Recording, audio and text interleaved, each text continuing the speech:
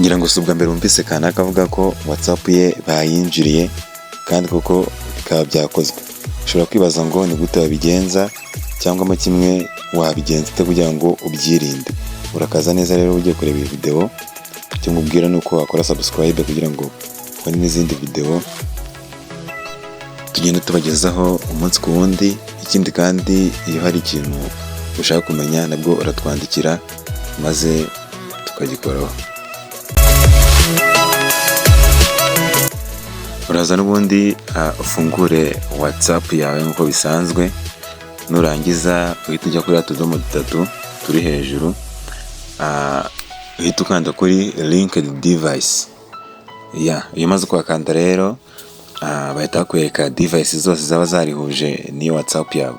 Iyo nta nimwe bakweretse ubwo ufite amahirwe y'uko batakwinjiriye, ariko hari n'igihe ziba ziriho ari wowe wazihurije nka kuriya bajya bakoresha WhatsApp web kuri computer. Aho ngaho naho iyo device bahita bayikwereka. Uru ni urugero rwa WhatsApp binjiyemo ukuntu bimeze.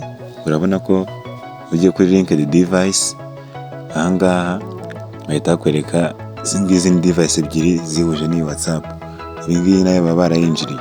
None iyo ushatse kuyikuraho n'ubundi iyo device uyikandaho ugahita ujya kuri logout, ubwo umuntu akwinjiriye bihita bivamo byose.